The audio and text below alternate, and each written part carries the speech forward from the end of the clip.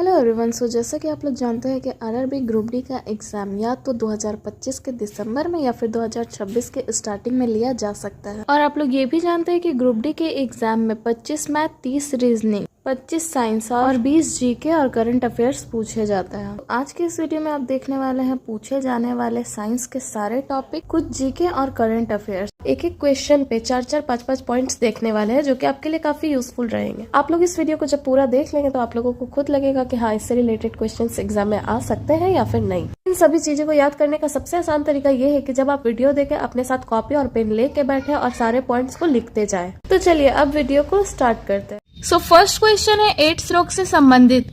Ads का full form होता है एक्वायर्ड इम्यूनोडेफिशिएंसी सिंड्रोम। ये होता है एचआईवी वायरस के कारण, और अगर किसी इंसान को हो जाए तो जाहिर सी बात है कि इसका पता टेस्ट करने से चलेगा। तो इसमें किया जाने वाला टेस्ट का नाम है एलिसा टेस्ट। अगर पूछा जाए कि एड्स दिवस कब मनाते हैं तो एड्स दिवस मनाते हैं 1 दिसंबर को। और अब बात करते हैं कि किस सिंड्रोम के ट्रायोसोमी से ये होता है। तो देखिए, 13वां गुणसूत्र पटाउ सिंड्रोम और 21वां गुणसूत्र डाउन सिंड्रोम में गुणसूत्रों की संख्या में गड़बड़ी के कारण ये आनुवांशिक रोग है, ना कि संक्रमण रोग है। नेक्स्ट क्वेश्चन है नदियों से रिलेटेड। तो देखिए, पेरियार नदी जो कि केरल राज्य में स्थित है और इस नदी के ऊपर बना हुआ है इडुक्की बांध। नेक्स्ट है शरावती नदी जो कि कर्नाटक राज्य में स्थित है और इस नदी के ऊपर है जॉग वाटरफॉल। नेक्स्ट है नर्मदा नदी जिससे रिलेटेड काफी क्वेश्चंस पूछे जाते हैं। तो ये आपका मध्य प्रदेश राज्य में स्थित है और इसके ऊपर सरदार सरोवर बांध, इंदिरा सागर बांध और एक ओंकारेश्वर बांध स्थित है। पूछा जा सकता है कि नर्मदा नदी का उद्गम स्थल क्या है। तो नर्मदा नदी का उद्गम स्थल है अमरकंटक की पहाड़ियां। नेक्स्ट क्वेश्चन है वायु प्रदूषण संकेतक किसे कहते हैं। तो वायु प्रदूषण संकेतक लाइकेन को कहते हैं।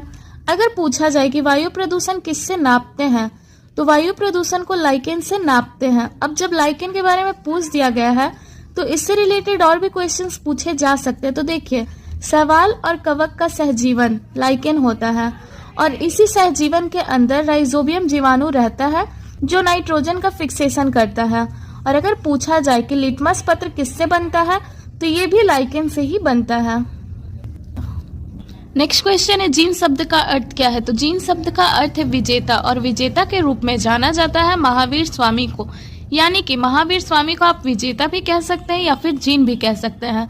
जीन शब्द से आने वाला धर्म है जैन धर्म। और अब जब जैन धर्म पूछा गया है तो बौद्ध धर्म भी पूछा जा सकता है। बौद्ध धर्म की संगति पूछी जा सकती है, जैसे कि प्रथम बौद्ध संगति हुआ है राजगृह में और उस समय शासनकाल था अजातशत्रु का। द्वितीय बौद्ध संगति हुआ है वैशाली में और उस समय शासनकाल था कालाशोक का। तृतीय बौद्ध संगति हुआ है पाटलिपुत्र यानी कि पटना में, उस समय शासनकाल था अशोक का। चतुर्थ बौद्ध संगति हुआ है कश्मीर के कुंडल वन में और उस समय शासनकाल था कनिष्क का। नेक्स्ट क्वेश्चन ये पूछा जा सकता है कि जातक किसे कहते हैं। तो जातक पूर्ण जन्म की कथाओं को कहते हैं। ये भी पूछा जा सकता है कि जैन धर्म के साहित्य को क्या कहते हैं। तो जैन धर्म के साहित्य को कहते हैं आगम। क्वेश्चन यहाँ पे भी बन सकता है कि कितने तीर्थंकर हैं। तो कुल 24 तीर्थंकर है और सबसे ज्यादा पूछा जाता है कि पहले तीर्थंकर कौन है। तो ये है ऋषभ देव, 23वें तीर्थंकर है पार्श्वनाथ और 24वें है महावीर स्वामी। नेक्स्ट क्वेश्चन है मेजर ध्यानचंद खेल रत्न पुरस्कार से संबंधित। इसका स्थापना 1991-92 में राजीव गांधी खेल रत्न पुरस्कार से नाम से किया गया था। यानी कि सबसे पहले इस खेल रत्न पुरस्कार का नाम था राजीव गांधी खेल रत्न पुरस्कार, और ये खेल रत्न पुरस्कार सबसे पहली बार मिला था शतरंज के खिलाड़ी को। इसका नया नाम मेजर ध्यानचंद खेल रत्न पुरस्कार 6 अगस्त 2021 में रखा गया। इसमें सबसे पहले जो इनामी राशि थी वो 7.5 लाख थी, लेकिन अभी इसे 7.5 लाख से बढ़ाकर 25 लाख कर दिया गया है। 2025 में मेजर ध्यानचंद खेल रत्न पुरस्कार से 4 लोगों को पुरस्कृत किया गया, जिसमें है डी गुकेश जो कि शतरंज के खिलाड़ी है, दूसरे है हरमनप्रीत सिंह जो कि हॉकी के खिलाड़ी है, तीसरे है प्रवीण कुमार जो कि पैरा एथलेटिक्स है और चौथा है मनु भाकर जो कि शूटिंग खेल से संबंधित है। तो इसे आप लोग याद रखिएगा, इससे रिलेटेड भी क्वेश्चन पूछे जा सकते हैं। नेक्स्ट क्वेश्चन है प्रथम पंचवर्षीय योजना से संबंधित। तो देखिए, प्रथम पंचवर्षीय योजना ये 1951 से 1956 तक रहा था। तो अब पूछा ये जा सकता है कि प्रथम पंचवर्षीय योजना किस मॉडल पर आधारित है। तो ये हैरोल्ड डोमर मॉडल पे आधारित है और उस समय के प्रधानमंत्री थे जवाहरलाल नेहरू। प्रथम पंचवर्षीय योजना के दौरान किस पर ज्यादा बल दिया गया? तो कृषि में ज्यादा बल दिया गया। और प्रथम पंचवर्षीय योजना के दौरान किस चीज का निर्माण किया गया? तो बहुउद्देशीय नदी परियोजना का निर्माण किया गया। नेक्स्ट है दूसरी पंचवर्षीय योजना जो कि महालनोबिस मॉडल पर आधारित है और इस पे बल दिया गया औद्योगिक विकास पे, मतलब उद्योगों के विकास पे। और 12वीं पंचवर्षीय योजना जो कि 2012 से 2017 तक चली थी। तो आप लोग पहली पंचवर्षीय योजना का डेट और 12वीं पंचवर्षीय योजना का डेट याद रखिएगा। नेक्स्ट क्वेश्चन है दांडी मार्च जो कि 12 मार्च 1930 से 6 अप्रैल 1930 तक साबरमती आश्रम से दांडी तक चली थी। ये किसके खिलाफ हुआ था? तो ये नमक कर के खिलाफ हुआ था। नेक्स्ट क्वेश्चन है त्रिस्तरीय पंचायती राज व्यवस्था किस राज्य में सबसे पहले लागू हुई? तो ये जो त्रिस्तरीय पंचायती राज व्यवस्था है ये 2 अक्टूबर 1959 को इसका शुरुआत हुआ और ये हुआ था राजस्थान में। अगर पूछा जाए कि चुनाव कहाँ हुआ था तो चुनाव हुआ था आंध्र प्रदेश में। कौन सी समिति थी? तो समिति थी बलवंत राय मेहता समिति। ठीक है। पूछा ये भी जा सकता है कि किस संविधान संशोधन के तहत हुआ? तो ये 73वें संविधान संशोधन वर्ष 1992 के तहत हुआ और ये 24 अप्रैल 1993 को लागू हुआ। मतलब इसका शुरुआत 1959 में राजस्थान में हुआ लेकिन ये लागू 1993 में हुआ और 24 अप्रैल को पंचायती राज दिवस के रूप में भी मनाया जाता है। नेक्स्ट क्वेश्चन है लोकपाल अध्यक्ष का अतिरिक्त प्रभार। तो देखिए वर्तमान के लोकपाल अध्यक्ष के रूप में नियुक्त किया गया है अजय माणिकराव खानविलकर को। इन्होंने लोकपाल अध्यक्ष के रूप में 10 मार्च 2024 को शपथ लिया लेकिन अभी इनका अतिरिक्त प्रभार किसी को भी नियुक्त नहीं किया गया। हाँ, अभी अगर वर्तमान के पहले पूछा जाए कि अतिरिक्त प्रभार कौन थे तो इससे पहले जो थे अतिरिक्त प्रभार ये है प्रदीप कुमार मोहंती। देखिए ये सेट भले ही 17 अगस्त 2022 का है लेकिन हम इसमें जितना कुछ भी बता रहे हैं वो वर्तमान का ही बता रहे हैं। नेक्स्ट क्वेश्चन है आपात अनुबंध जो कि भाग 18 में है। इससे संबंधित अनुच्छेद है अनुच्छेद 352, 356 और 360। अनुच्छेद 352 जिसमें राष्ट्रीय आपातकाल है जो कि 3 बार लगाया जा चुका है अब तक। अनुच्छेद 356 जिसमें राष्ट्रपति के शासन के बारे में बताया गया है। अनुच्छेद 360 वित्तीय आपातकाल जो कि अभी तक नहीं लगा है। नेक्स्ट क्वेश्चन है फ्यूज तार। तो देखिए ये जो फ्यूज तार है ये तो लेड और टीन यानी कि पीबीएसएन से मिलकर बना होता है। नेक्स्ट क्वेश्चन है वर्ल्ड कुश्ती चैंपियनशिप 2025 की विजेता कौन है? तो देखिए वर्ल्ड कुश्ती चैंपियनशिप 2025 की विजेता है तपस्या। इसने बुल्गारिया में भारत के लिए पहला स्वर्ण पदक जीता और भारत का नाम रोशन किया। नेक्स्ट क्वेश्चन है उष्ण कटिबंधीय सदाबहार वन। तो ये पश्चिमी घाट और पूर्वी हिमालय में पाए जाते हैं। इससे यही क्वेश्चन आता है बस कि ये कहाँ पाए जाते हैं, या फिर ये पूछेगा कि पश्चिमी घाट में कौन सा वन पाया जाता है, पूर्वी हिमालय में कौन सा वन पाया जाता है। तो उष्ण कटिबंधीय सदाबहार वन पाया जाता है। नेक्स्ट क्वेश्चन है फोटोग्राफी में किसका यूज होता है? तो फोटोग्राफी में सिल्वर ब्रोमाइड का यूज होता है। अगर पूछा जाए हॉर्न सिल्वर किसे कहते हैं तो ये सिल्वर क्लोराइड को कहते हैं। कृत्रिम वर्षा में होता है सिल्वर आयोडाइड और स्याही में यूज होता है सिल्वर नाइट्रेट का। नेक्स्ट क्वेश्चन है ओम का नियम। तो ओम का नियम का फॉर्मूला है V = IR और ये प्रतिरोध का मात्रक है ओम। बल पूछा गया तो बल का फॉर्मूला बहुत इजी है फादर = मा, F = ma, फोर्स = मास × एक्सेलरेशन। नेक्स्ट क्वेश्चन है बाल साहित्य पुरस्कार 2025। तो देखिए बाल साहित्य पुरस्कार का स्थापना 2010 में किया गया है। ये 24 भाषाओं में मिलता है 9 से 16 साल के बच्चों को और अभी वर्तमान में ये हिंदी भाषा में मिला है सुशील शुक्ल को और अंग्रेजी भाषा में मिला है नितिन कुशलप्पा MP को। नेक्स्ट क्वेश्चन है साहित्य अकादमी पुरस्कार 2024 से संबंधित, क्योंकि 25 में तो हुआ नहीं है ये। तो देखिए साहित्य अकादमी पुरस्कार इसका स्थापना 1954 में किया गया है और इसके साथ ही पद्म पुरस्कार यानी कि पद्म पुरस्कार का स्थापना भी 1954 में ही किया गया है।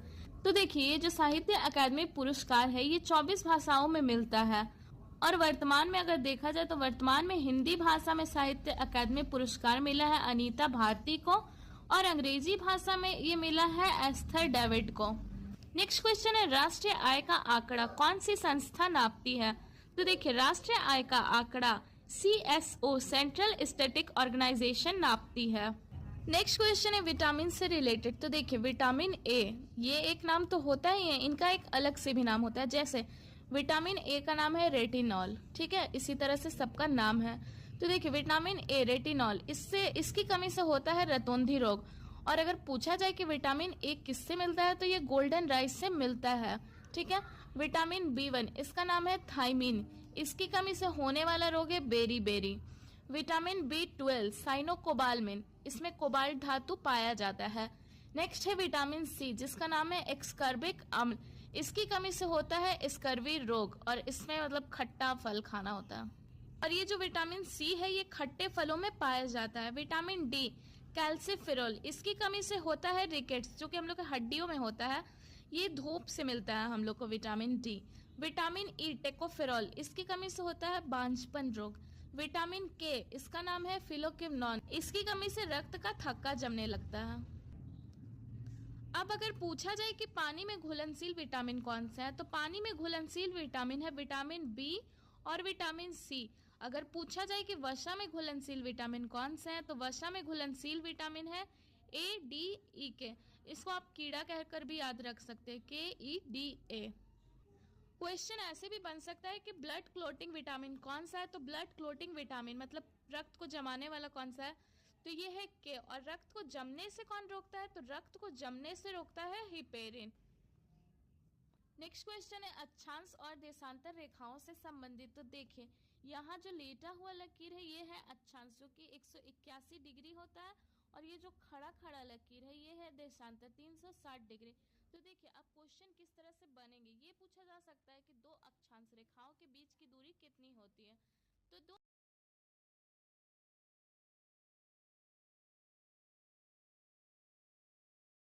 निकालते हैं देशांतर से। नेक्स्ट है कि एक देशांतर को पार करने में कितना समय लगता है, तो एक देशांतर को पार करने में लगता है 4 मिनट।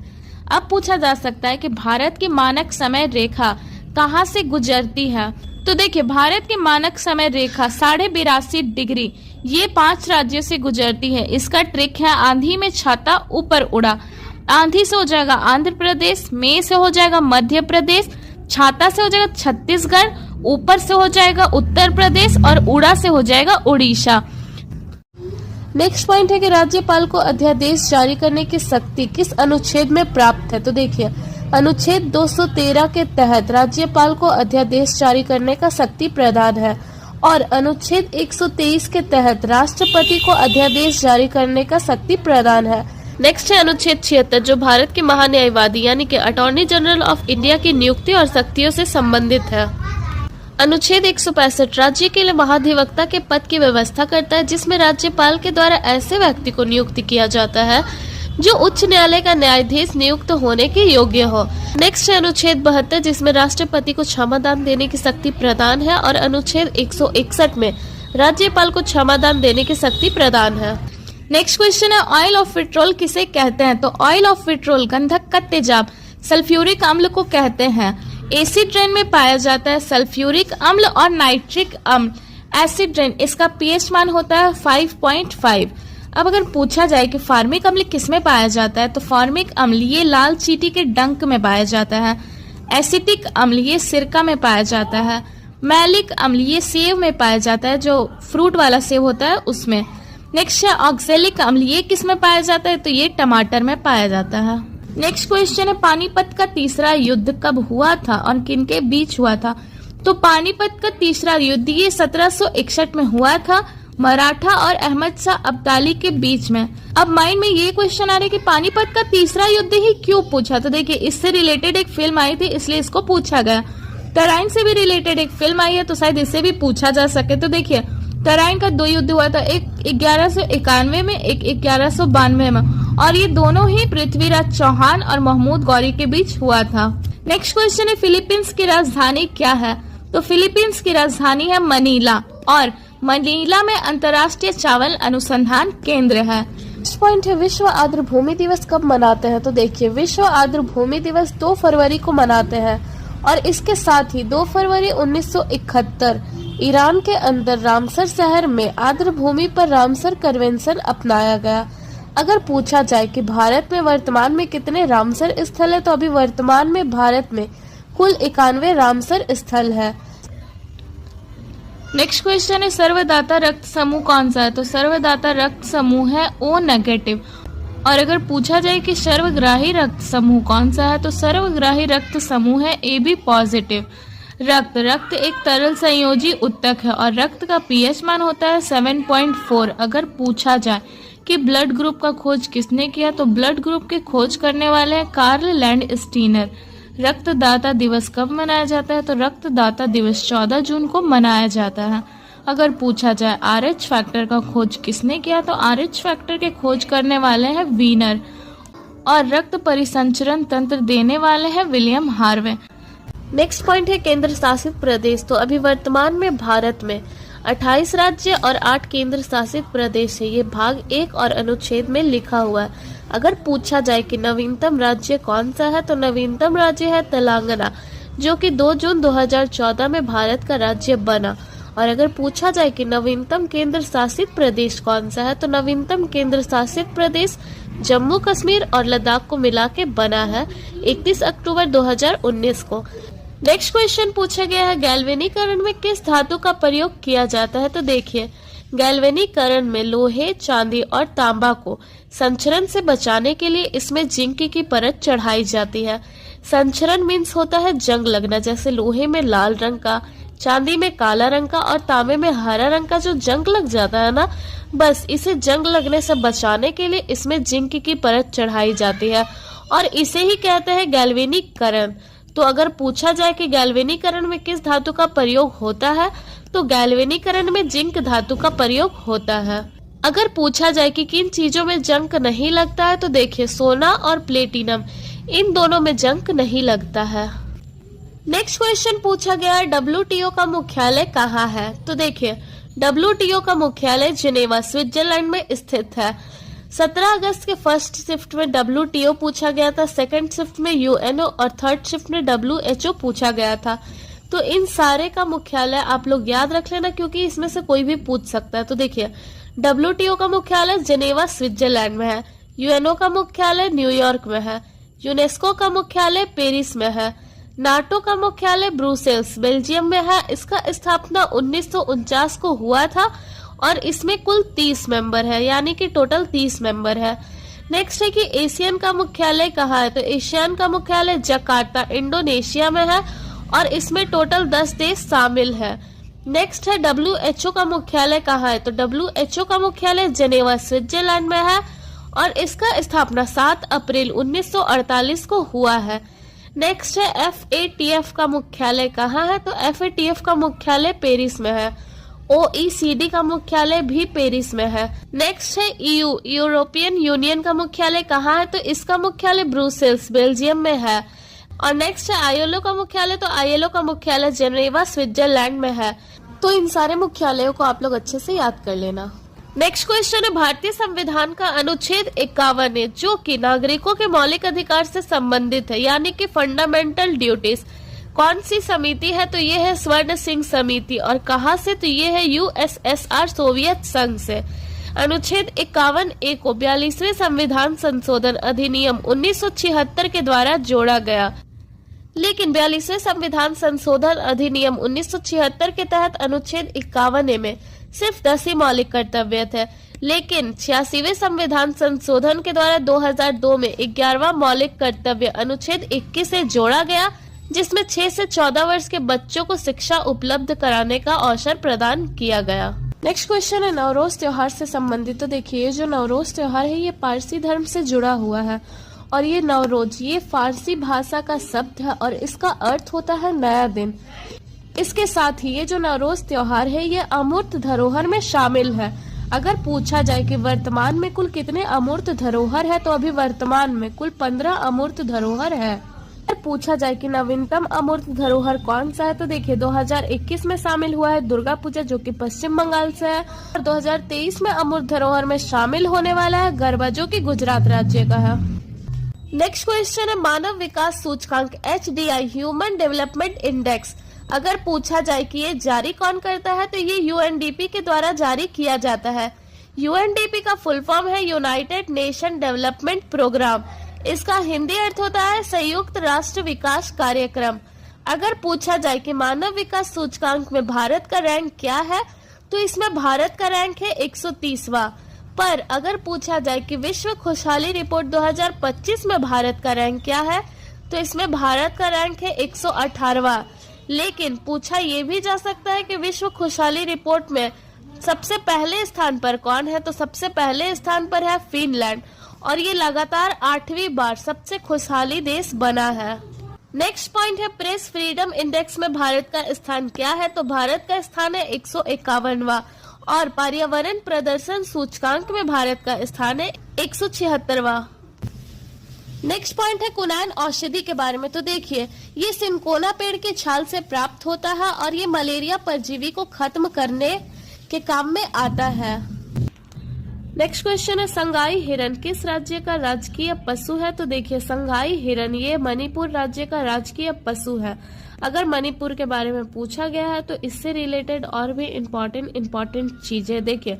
मणिपुर का राजधानी है इम्फाल। अगर पूछा जाए कि मीराबाई चानू और मैरी कॉम कहाँ से संबंधित है, तो ये मणिपुर राज्य से संबंधित है। लोकटक झील कहाँ है, तो ये मणिपुर में स्थित है। केबुल लामजाओ राष्ट्रीय उद्यान कहाँ स्थित है, तो ये मणिपुर में स्थित है और ये दुनिया का एकमात्र तैरता हुआ राष्ट्रीय उद्यान है। तुजू दर्रा कहाँ स्थित है, तो तुजू दर्रा भी मणिपुर में स्थित है। काला चावल का जीआई टैग ये भी मणिपुर में स्थित है। थांगटा मार्शल आर्ट ये भी मणिपुर में स्थित है। तो अब मणिपुर से रिलेटेड कुछ भी पूछा जाए तो इसका आंसर आप जरूर दीजिएगा। नेक्स्ट क्वेश्चन पूछा गया है लेटराइट मृदा के बारे में। तो देखिए, ये जो लेटराइट मृदा है ये पश्चिमी घाट के इलाकों में पाया जाता है और इसमें मुख्य रूप से काजू और मसाला में गोलकी, इलायची वगैरह उपजाया जाता है। अगर आपसे पूछा जाए काली मृदा के बारे में, तो देखिए इसका एक अन्य नाम है रेगूर मिट्टी और ये कपास के लिए बहुत ही अच्छी मिट्टी होती है।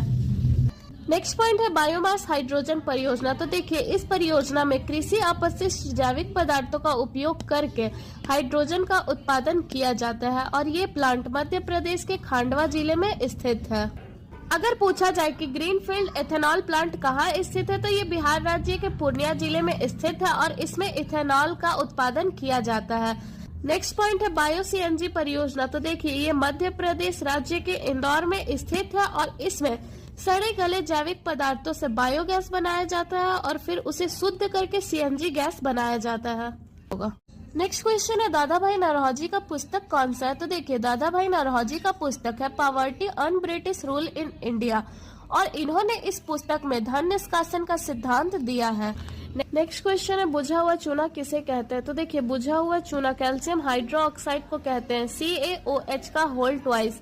अगर पूछा जाए कि बिना बुझा हुआ चूना किसे कहते हैं, तो बिना बुझा हुआ चूना कैल्शियम ऑक्साइड को कहते हैं, CaO। लेकिन क्वेश्चन इससे भी डिफरेंट पूछा जा सकता है। पूछा ये जा सकता है कि बुझा हुआ चूना में ऑक्सीजन मिलाने से क्या होगा, तो देखिए बुझा हुआ चूना में ऑक्सीजन मिलाने से ये बिना बुझा हुआ चूना बन जाएगा और अगर बुझा हुआ चूना में कार्बन डाइऑक्साइड मिलाए तो इसका रंग दुधिया हो जाएगा।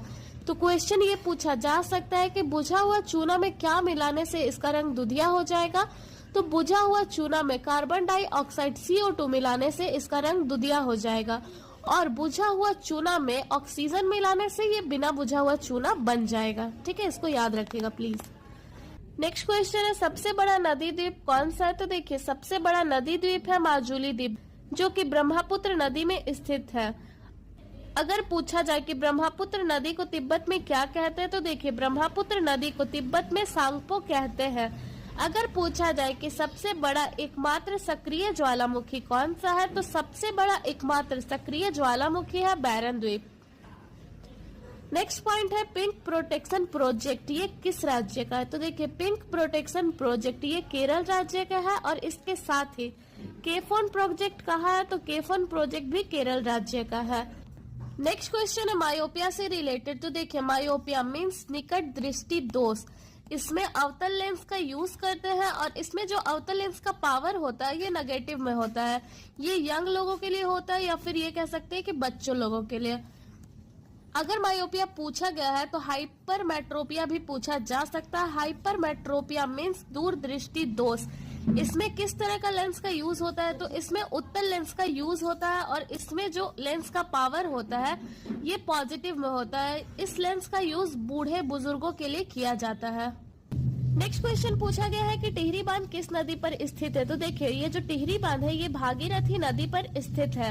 और टिहरी बांध के साथ आप इन अन्य बांधों को भी याद कर लीजिए। हीराकुंडा बांध महानदी में, अलमाटी बांध कृष्णा नदी, मैटूर बांध कावेरी नदी, ये सभी बांध इन नदियों पर स्थित। नेक्स्ट क्वेश्चन पूछा गया है वर्तमान का मुख्य आर्थिक सलाहकार कौन है। तो देखिए, जैसे कि मैं पहले भी बता चुकी हूँ, ये क्वेश्चन भले ही 17 अगस्त 2022 का है, लेकिन इसमें जितने भी आंसर मैं बता रही हूँ वो वर्तमान का बता रही हूँ। सो क्वेश्चन 2022 का है, लेकिन जो आंसर बता रही हूँ वो 2025 का करंट का बता रही हूँ। तो क्वेश्चन है वर्तमान के मुख्य आर्थिक सलाहकार कौन है। तो वर्तमान के मुख्य आर्थिक सलाहकार है डॉक्टर वी अनंत नागेश्वर।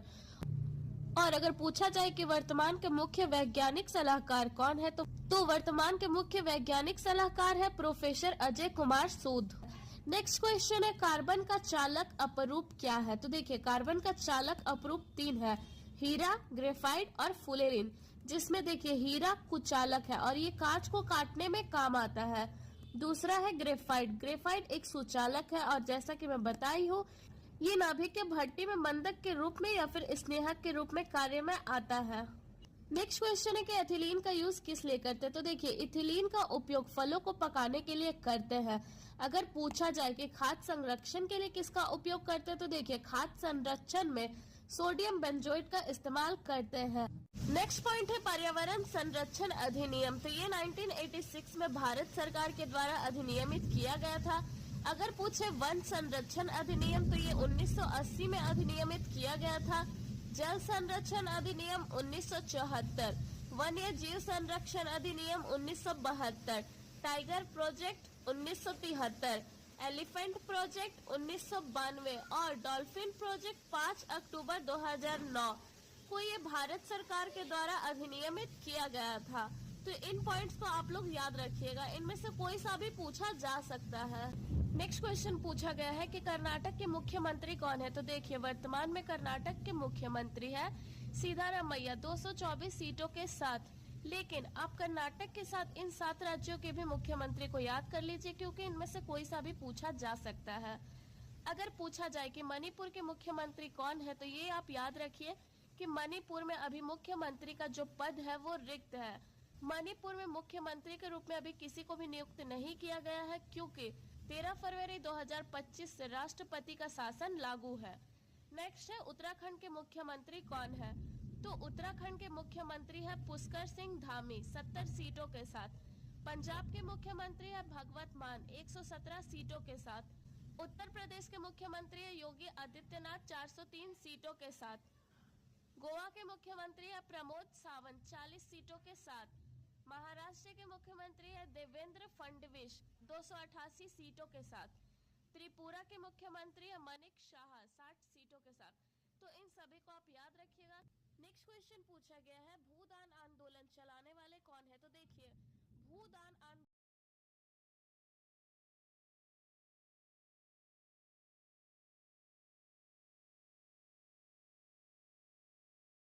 मुख्य उद्देश्य था भूमिहीन किसानों को भूमि दिलाना। क्वेश्चन है मुख्य चुनाव आयुक्त से संबंधित, जो कि पिछले पार्ट में अधूरा रह गया था। अगर क्वेश्चन पूछा जाए कि वर्तमान में मुख्य चुनाव आयुक्त कौन है, तो देखिए वर्तमान में मुख्य चुनाव आयुक्त के रूप में ज्ञानेश कुमार अभी कार्यरत है। लेकिन क्वेश्चन इस तरह से भी पूछा जा सकता है कि 26वें मुख्य चुनाव आयुक्त कौन है, तो ये भी आपका ज्ञानेश कुमार हो जाएगा। ठीक है, क्वेश्चन ये भी पूछा जा सकता है कि 25वें मुख्य चुनाव आयुक्त कौन थे। तो 25वें मुख्य चुनाव आयुक्त थे राजीव कुमार और इन्हीं के जगह पे ज्ञानेश कुमार आए हैं। नेक्स्ट है आपका कि चुनाव आयोग का स्थापना कब हुआ है। तो देखिए, चुनाव आयोग का स्थापना 25 जनवरी 1950 को किया गया है। और चुनाव आयुक्त से संबंधित अनुच्छेद कौन सा है। तो चुनाव आयुक्त से संबंधी अनुच्छेद है अनुच्छेद 324। अगर पूछा जाए कि सर्वप्रथम मुख्य चुनाव आयुक्त के रूप में कौन कार्यरत थे, तो देखिए सबसे पहले मुख्य चुनाव के आयुक्त थे सुकुमार सेन। और पूछा ये भी जा सकता है कि सबसे पहली महिला मुख्य चुनाव आयुक्त कौन थी, तो ये है आपका रमा देवी। तो इससे आप लोगों को यहाँ पे 4 से 5 क्वेश्चन मिला होगा। देखिए, वर्तमान के जो मुख्य चुनाव आयुक्त थे ये ज्ञानेश कुमार। इसके पहले कौन थे 25वें, तो ये है राजीव कुमार। इसका स्थापना कब हुआ है? तो इसका स्थापना 25 जनवरी 1950 को हुआ है। डेट भले ही ना पूछे, ईयर पूछा जा सकता है। अनुच्छेद कौन सा है? तो इससे रिलेटेड अनुच्छेद है 324। पहले मुख्य चुनाव आयुक्त है सुकुमार सेन। पहली महिला मुख्य चुनाव आयुक्त है रमा देवी। तो आप यहाँ पे देख सकते हैं कि आपको एक क्वेश्चन से यहाँ पे 6-7 चीजें जानने को मिली। यहाँ पे आपका नेक्स्ट क्वेश्चन है संतोष ट्रॉफी से संबंधित। तो देखिए, वर्तमान में संतोष ट्रॉफी जीतने वाला राज्य है आपका पश्चिम बंगाल और हारने वाला राज्य है केरल।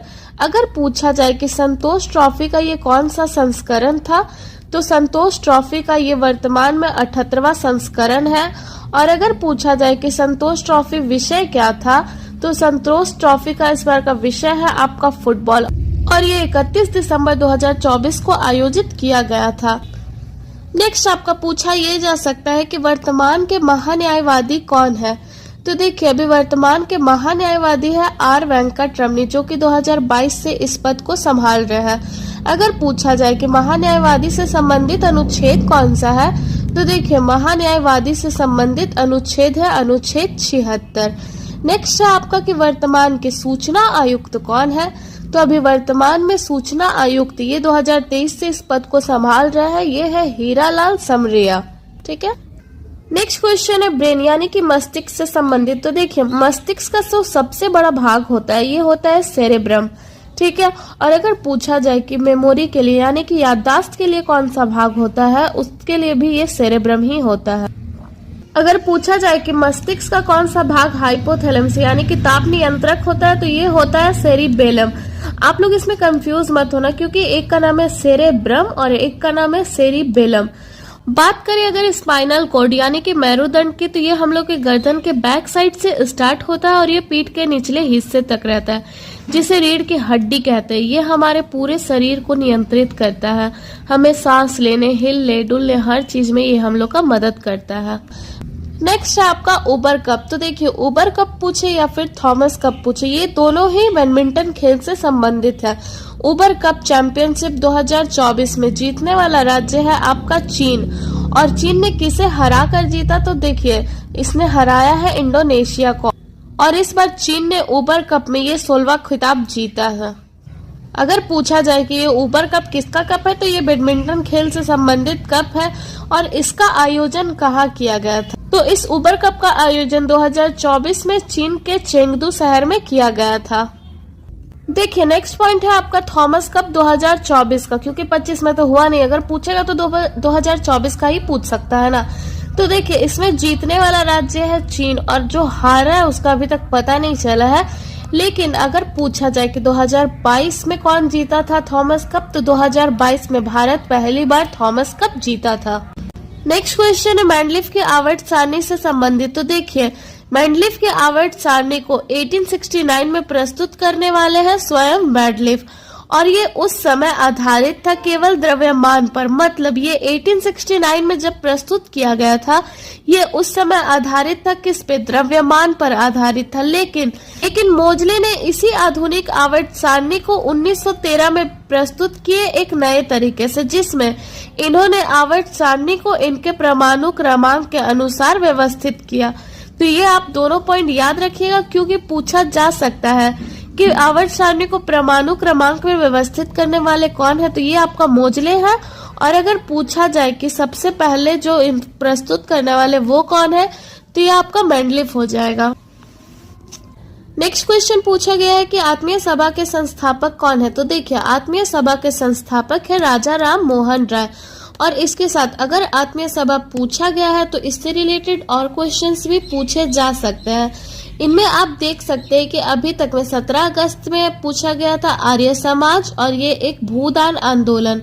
18 अगस्त में पूछा गया आत्मीय सभा। तो और आगे भी इससे रिलेटेड क्वेश्चंस मिल सकते हैं।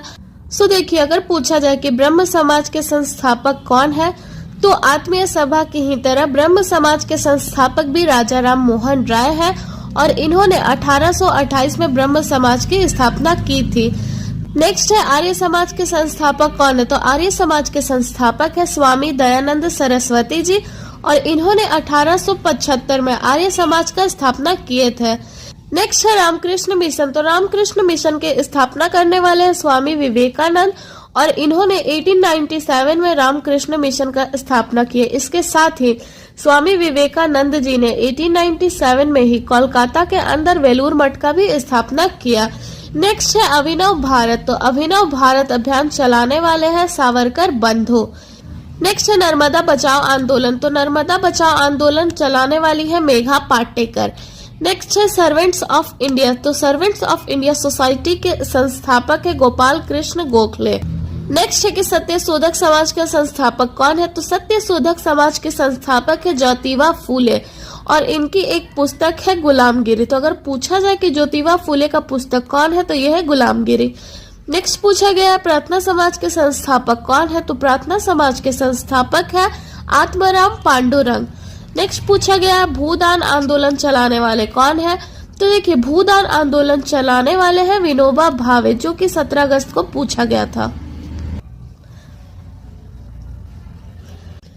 नेक्स्ट क्वेश्चन पूछा गया है कि तारों का टिमटिमाना किस प्रकार का परावर्तन है, अपवर्तन है या फिर पूर्ण आंतरिक परावर्तन है। तो देखिए तारों का टिमटिमाना अपवर्तन है। किसी भी चीज का मुड़ा हुआ दिखना या थोड़ा ऊपर उठा हुआ दिखना ये अपवर्तन का निशान है। अगर पूछा जाए पूर्ण आंतरिक परावर्तन के बारे में तो देखिए हीरा का चमकना, ऑप्टिकल फाइबर और मृच्छिका दिखना, ये सब पूर्ण आंतरिक परावर्तन में आता है। एग्जाम्पल भी पूछा जा सकता है। नेक्स्ट क्वेश्चन पूछा गया भारतीय संविधान का अनुच्छेद 21 किससे संबंधित है। तो देखिए अनुच्छेद 21 में प्राण और दैहिक स्वतंत्रता दिया हुआ है। अनुच्छेद 21 से अगर देखें तो ये 86वें संविधान संशोधन के तहत 2002 में भारतीय संविधान में जोड़ा गया है और इसमें कहा गया है और इसमें 6 से 14 वर्ष के बच्चों को शिक्षा उपलब्ध कराने का प्रावधान दिया गया है।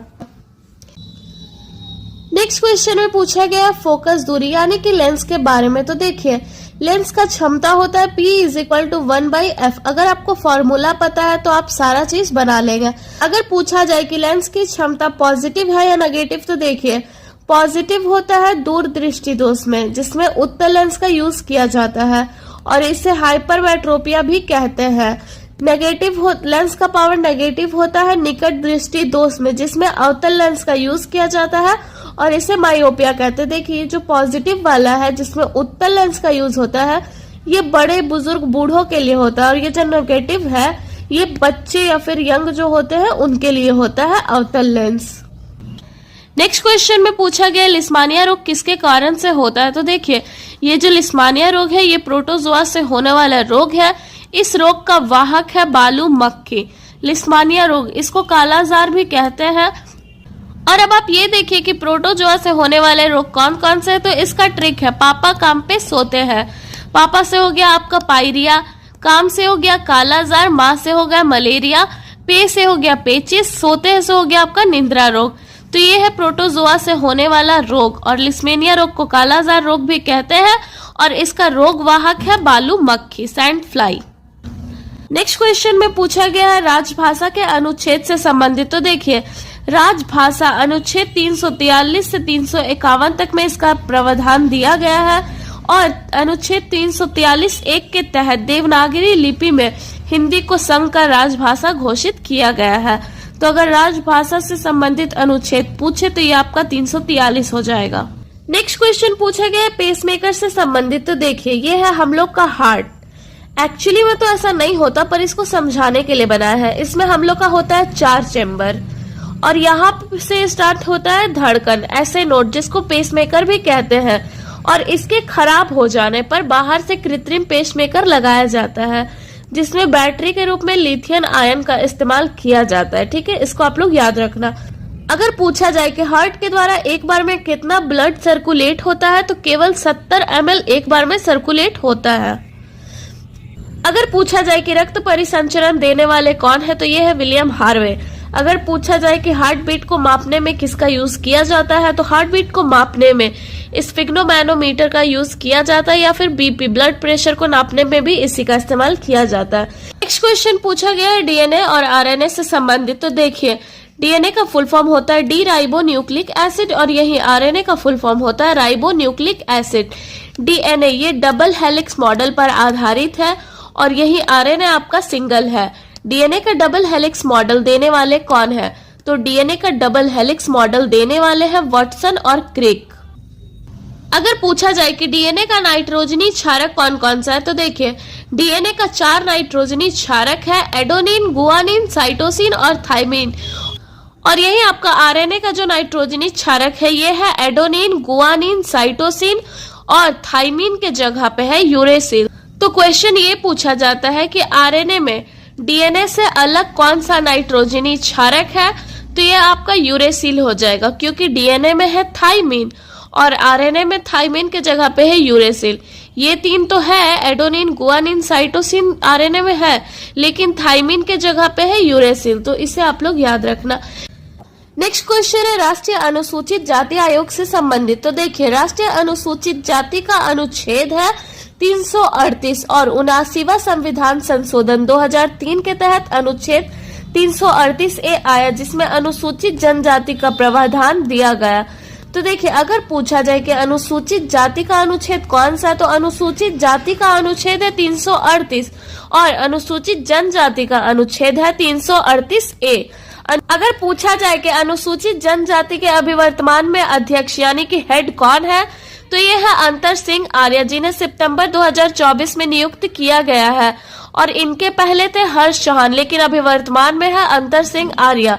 और यही आपका अनुसूचित जाति में वर्तमान अध्यक्ष हेड है किशोर मकवाना, और इसके पहले थे विजय शापला। तो अभी आपका वर्तमान में है किशोर मकवाना एसटी के लिए और एसटी के हैं अंतर सिंह आर्य। इन दोनों को ही सितंबर 2024 में नियुक्त किया गया, तो ये आप लोग याद रखना। अब यहाँ पे संशोधन से संबंधित कुछ इंपॉर्टेंट संशोधन है जिसको आप लोग याद कर लेना। 101वां संविधान संशोधन है जीएसटी से संबंधित, 102वां है आपका सामाजिक और पिछड़ा वर्ग आयोग से संबंधित, 100वां है आपका 3 बीघा कॉरिडोर जो कि बांग्लादेश वाला है, 103वां है आपका ईडब्ल्यूएस को 10% आरक्षण मिलता है, 104वां है आपका एससी एसटी सीट का आरक्षण जो कि 10 वर्ष बढ़ा दिया गया है और इसमें एंग्लो इंडिया को समाप्त कर दिया गया है। नेक्स्ट क्वेश्चन में पूछा गया है मीथेन के बारे में। तो देखिए इसका फॉर्मूला है CH4। ये कहाँ कहाँ मिलता है, तो ये कोयले के खदान में, दलदली भूमि, जुगाली, पशु और धान के खेतों में मिलता है। अगर पूछे जाए कि मार्स ग्रह में कौन सा गैस पाया जाता है, तो देखिए मार्स गैस में भी मीथेन गैस पाया जाता है।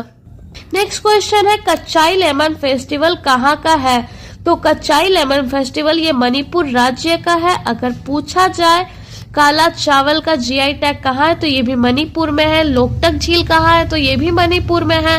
राष्ट्रीय खेल यूनिवर्सिटी कहाँ स्थित है, तो ये भी मणिपुर में ही स्थित है। और थांगटा डांस जो कि मार्शल आर्ट वाला है, ये भी मणिपुर राज्य से संबंधित है। अगर पूछा जाए लद्दाख का कौन सा है फेस्टिवल, तो लद्दाख का है हेमिस फेस्टिवल, लोसर फेस्टिवल और स्पुतनिक गस्टर। नेक्स्ट क्वेश्चन है आपका ग्रैंड मास्टर से संबंधित। तो देखिए ये ग्रैंड मास्टर आखिर है क्या, तो ये शतरंज के खिलाड़ियों को दिया जाने वाला उपाधि है। अगर पूछा जाए कि वर्तमान में ग्रैंड मास्टर का उपाधि किसे दिया गया, तो सितंबर 2025 में एस रोहित कृष्णा को दिया गया है और ये है 79वें खिलाड़ी। तो अगर एग्जाम में पूछा भी जाएगा तो ज्यादा पुराना नहीं पूछेगा, ज्यादा से ज्यादा 87, 88 या 79 के बारे में पूछा जाएगा। तो 87वें खिलाड़ी है हरि कृष्ण एरा और 88वें खिलाड़ी है दिव्या देशमुख जो कि एक लड़की है और अभी वर्तमान सितंबर 2025 के हैं एस रोहित कृष्णा और ये तीनों ही शतरंज खिलाड़ी है। अगर पूछा जाए कि सबसे पहले ग्रैंड मास्टर का उपाधि किन्हें मिला था, तो ये विश्वनाथ आनंद को मिला था।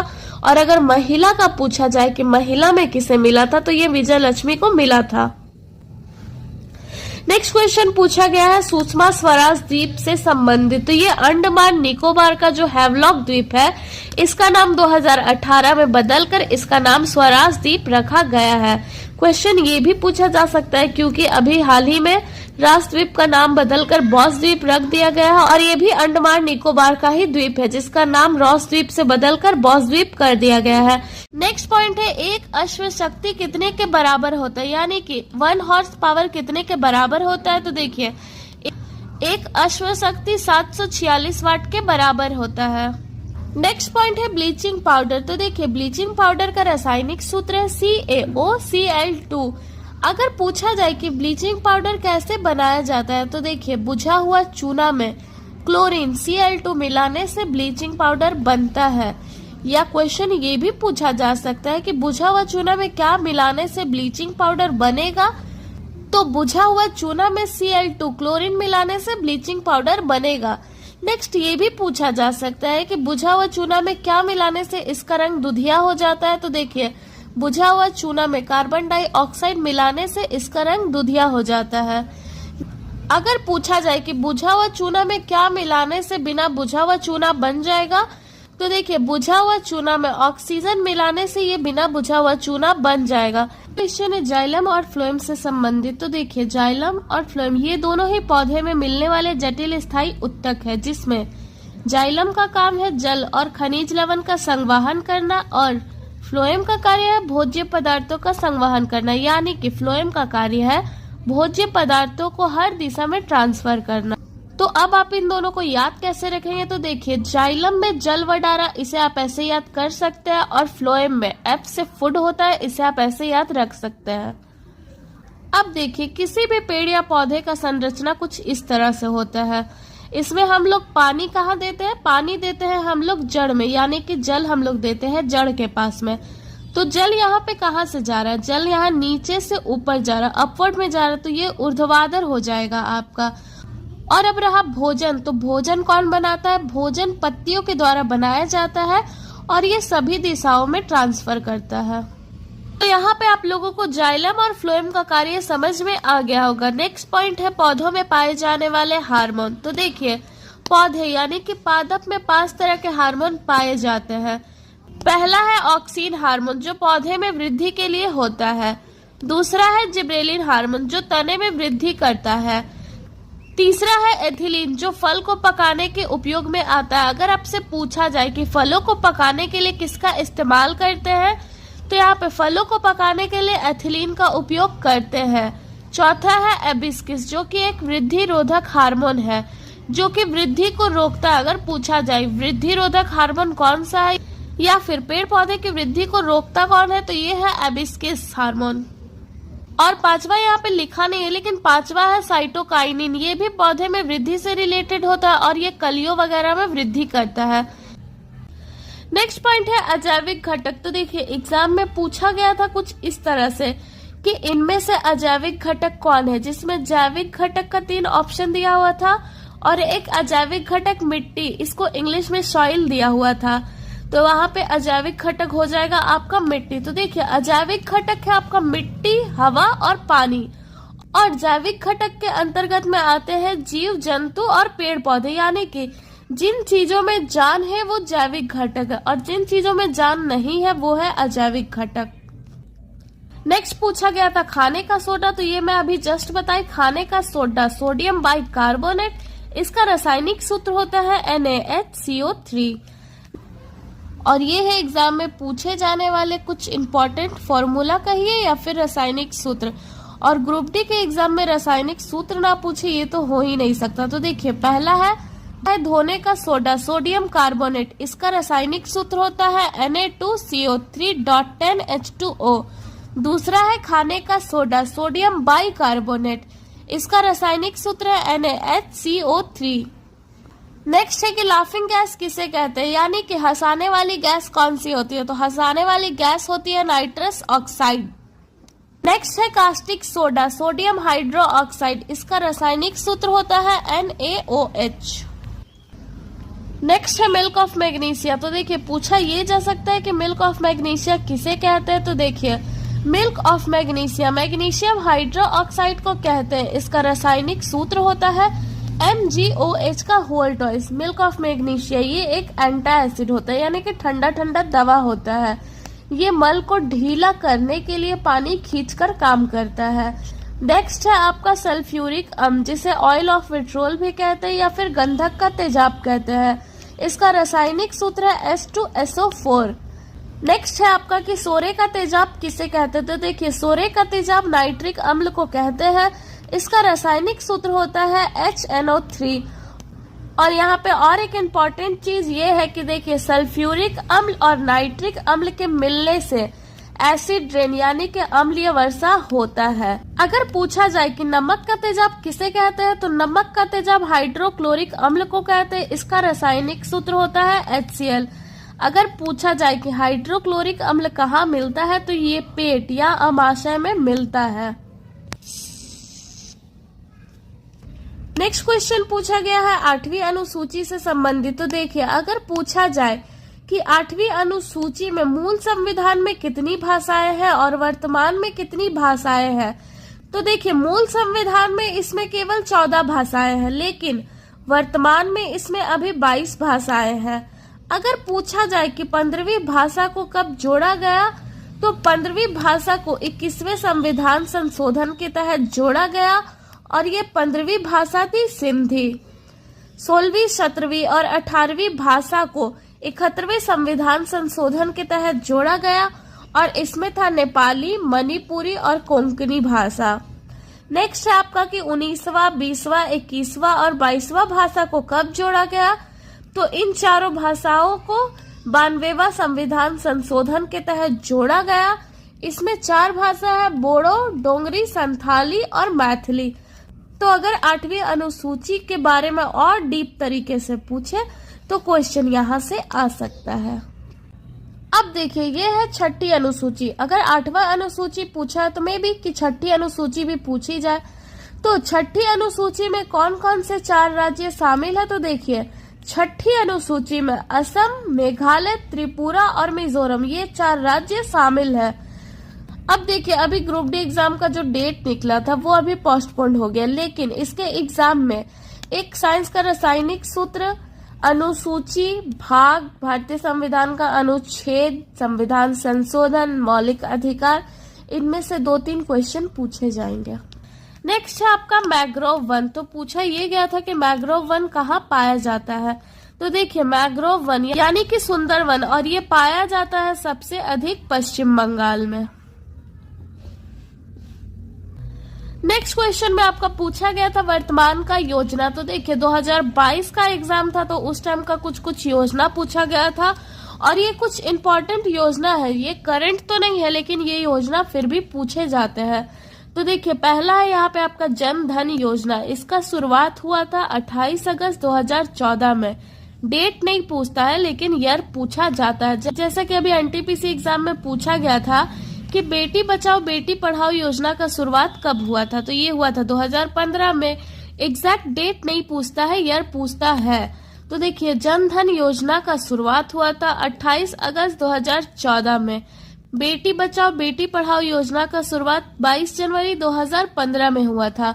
आयुष्मान भारत योजना, इसका शुरुआत हुआ था 23 सितंबर 2018 को। जल जीवन मिशन का शुरुआत हुआ था 15 अगस्त 2019 में। और यहाँ पे देखिए पहला उज्ज्वला योजना, ये हुआ था आपका बलिया में 1 मई 2016 को। अगर पूछा जाए कि उज्ज्वला योजना 2.0 कहाँ हुआ था, तो ये हुआ था आपका महोबा में 10 अगस्त 2021 में। ये उज्ज्वला योजना फर्स्ट वाला और सेकंड वाला याद रखिएगा क्योंकि ये अलग अलग जगह में हुआ था और अलग अलग टाइम पे हुआ था। नेक्स्ट क्वेश्चन पूछा ये गया था कि भारत का टीबी मुक्त होने का टारगेट कब तक का है। तो देखिए भारत का टीबी मुक्त होने का लक्ष्य था 2025 तक का, लेकिन ये अभी तक नहीं हुआ है। नेक्स्ट क्वेश्चन पूछा गया है कि पोंगल उत्सव में किसकी पूजा की जाती है। तो देखिए पोंगल उत्सव में सूर्य भगवान का पूजा किया जाता है और ये मकर संक्रांति वाले दिन ही मनाया जाता है। इसके साथ ही पोंगल उत्सव वाले दिन ही जल्लीकट्टू त्योहार मनाया जाता है। इसमें एक दौड़ते हुए बैल का कुबर पकड़ने का प्रयास किया जाता है और ये सारे उत्सव या त्योहार कहिए ये तमिलनाडु राज्य से संबंधित है। अगर पूछा जाए कि ओणम त्योहार किस राज्य से संबंधित है तो ये केरल राज्य से संबंधित है। अगला है छठ पूजा। तो देखिए छठ पूजा बिहार राज्य का काफी लोकप्रिय त्योहार है।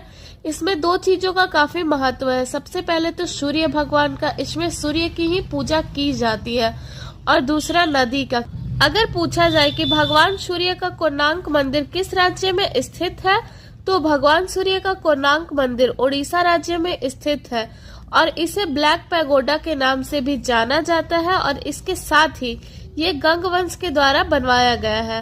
अगर पूछा जाए कि 100% सौर ऊर्जा से संचालित मंदिर कौन सा है, तो ये है सूर्य का कोणार्क मंदिर, जो कि 100% सौर ऊर्जा से संचालित मंदिर है। नेक्स्ट क्वेश्चन पूछा गया 73वां संविधान संशोधन अधिनियम 1992 के बारे में। तो देखिए 73वां संविधान संशोधन ये आया 1992 में, लेकिन ये लागू हुआ 24 अप्रैल 1993 को। इसी संविधान संशोधन के तहत भाग 9 जोड़ा गया और 11वीं अनुसूची, जिसमें पंचायत से रिलेटेड 29 विषय शामिल है, और अनुच्छेद 243 से लेकर 243 ओ के बारे में इसमें दिया गया है। नेक्स्ट क्वेश्चन है सर्वोच्च न्यायालय में मुख्य न्यायाधीश से संबंधित। तो देखिए सर्वोच्च न्यायालय का कौन सा आर्टिकल है, तो सर्वोच्च न्यायालय का मेन आर्टिकल है आपका 124। सर्वोच्च न्यायालय, इसे इंग्लिश में सुप्रीम कोर्ट कहते हैं। इसका आर्टिकल कौन सा है, तो आर्टिकल है 124। अगर पूछा जाए कि सर्वोच्च न्यायालय का शुरुआत कब हुआ था, तो सर्वोच्च न्यायालय का शुरुआत 1950 में हुआ था। और इसका जब शुरुआत हुआ था ना, उस टाइम पे केवल 8 ही सदस्य थे, जिसमें से एक मुख्य न्यायाधीश था और 7 अन्य न्यायाधीश थे। तो ये टोटल हो गए 8। और अगर पूछा जाए कि सर्वोच्च न्यायालय के सबसे पहले मुख्य न्यायाधीश कौन थे, तो ये थे हरिलाल जे कानिया। अगर पूछा जाए कि वर्तमान में मुख्य न्यायाधीश के रूप में कौन कार्यरत है, तो देखिए ऐसे भी पूछा जाता है कि वर्तमान में मुख्य न्यायाधीश 2025 में कौन है, या फिर ये भी पूछा जा सकता है कि 52वें मुख्य न्यायाधीश कौन है। तो अभी वर्तमान में है भूषण राम कृष्ण गवई, और इसके पहले 2024 में 51वें मुख्य न्यायाधीश थे संजीव खन्ना। तो आप 51वें और 52वें इन दोनों मुख्य न्यायाधीश को याद रखिएगा, क्योंकि ये करंट का भी पूछ सकता है और नहीं तो सबसे पहला वाला पूछेगा। और अब अगर पूछा जाए कि मुख्य न्यायाधीश के रूप में सबसे अधिक कार्यकाल अब तक किनका रहा है, तो ये रहा है वाईवी चंद्रचूड़ का, यशवंत विजय चंद्रचूड़ का। अगर पूछा जाए कि सर्वोच्च न्यायालय में सबसे पहली महिला मुख्य न्यायाधीश कौन थी, तो ये थी फातिमा बीबी जी। अगर पूछा जाए कि वर्तमान में सर्वोच्च न्यायालय में कितनी महिलाएं शामिल हैं, तो देखिए अभी वर्तमान में 4 महिला सर्वोच्च न्यायालय सुप्रीम कोर्ट में जज के रूप में कार्यरत है। क्वेश्चन ये भी पूछा जा सकता है कि अभी वर्तमान में भारत में कितने सुप्रीम कोर्ट है, तो ये है अभी 25। अगर पूछा जाए कि इनमें से नवीनतम कौन है, तो आपका नवीनतम है अमरावती, जो कि 1 जनवरी 2019 को एस्टैब्लिश हुआ है। नेक्स्ट क्वेश्चन पूछा गया है कि सती प्रथा का अंत करने वाले कौन है। तो देखिए सती प्रथा का अंत करवाने वाले हैं राजा राम मोहन राय, लेकिन करने वाले हैं विलियम बेंटिक, और इन्होंने 1829 में सती प्रथा का अंत किया। और इसके साथ ही आप लोग ये नोट कर लीजिए कि ये जो विलियम बेंटिक है, ये भारत के फर्स्ट गवर्नर जनरल है, और विलियम बेंटिक के समय में ही पहला विधि आयोग आया, जिसके अध्यक्ष थे लॉर्ड मैकाले। देखिए राजा राम मोहन राय, स्वामी विवेकानंद और दयानंद सरस्वती जी, ये तीनों परीक्षा में अपना कब्जा जमाए बैठे हैं, तो इनसे कहीं से भी क्वेश्चन आ सकता है। देखिए राजा राम मोहन राय, इनको राजा की उपाधि देने वाले कौन है, तो इनको राजा की उपाधि देने वाले हैं अकबर द्वितीय। इनका मृत्यु कहाँ हुआ, तो इनका मृत्यु ब्रिस्टल इंग्लैंड में हुआ है। और इनका 2 पत्रिका कौन कौन सा है, तो इनका पहला पत्रिका है मिरातुल अखबार और दूसरा है संवाद कौमुदी। तो ये आप लोग याद रखिएगा, क्योंकि क्वेश्चन आ सकता है। अगर पूछा जाए कि आत्मीय सभा का स्थापना करने वाले कौन है, तो आत्मीय सभा का स्थापना करने वाले भी राजा राम मोहन ही है। इन्हीं के द्वारा इसका भी स्थापना किया गया था। अगर पूछा जाए कि दास प्रथा का अंत करने वाले कौन है, तो देखिए दास प्रथा का अंत करने वाले हैं एलन बोरो, और इन्होंने 1843 में इसका अंत किया। अब जब सती प्रथा का अंत पूछा गया, तो पूछा ये भी जा सकता है कि विधवा पुनर्विवाह का सुझाव देने वाले कौन है। तो देखिए विधवा पुनर्विवाह का सुझाव देने वाले हैं ईश्वर चंद्र विद्यासागर, और इनका जो उस टाइम पत्रिका बैन हुआ था, ये है सोम प्रकाश। ये क्वेश्चन अभी कुछ दिन पहले सीजीएल एग्जाम में भी आया था कि विधवा पुनर्विवाह का सुझाव देने वाले कौन है, तो ये है ईश्वर चंद्र विद्यासागर, और इन्होंने एक ग्रंथ के सहारे इस सुझाव को दिया था। नेक्स्ट क्वेश्चन है एशियाई बिलियर्ड्स चैंपियनशिप 2025। तो देखिए एशियाई बिलियर्ड्स चैंपियनशिप 2025 ये 15 से 20 फरवरी 2025 में दोहा कतर में आयोजित किया गया और इसमें विजेता है पंकज आडवाणी जो कि भारत से है। पर क्वेश्चन सिर्फ ये नहीं पूछेगा कि एशियाई बिलियर्ड्स चैंपियनशिप में विजेता कौन है, आप तो बता दोगे डायरेक्ट पंकज आडवाणी, लेकिन एक क्वेश्चन और बनता है कि पंकज आडवाणी ने फाइनल में किसे हराकर जीत हासिल की। तो ये हो जाएगा ईरान के अमीर सरकोस। पंकज आडवाणी ने फाइनल में ईरान के अमीर सरकोस को हराकर विजेता का जीत हासिल की है। और अगर क्वेश्चन ये पूछा जाए कि पंकज आडवाणी किस खेल से संबंधित है, तो देखिए पंकज आडवाणी ये बिलियर्ड्स और स्नूकर खेल से संबंधित है। नेक्स्ट पॉइंट है कि विश्व में वन क्षेत्र में भारत का स्थान क्या है। तो देखिए विश्व में वन क्षेत्र में भारत का स्थान है तीसरा। अगर रैंक पूछा जाए तो इसका 10वां स्थान है।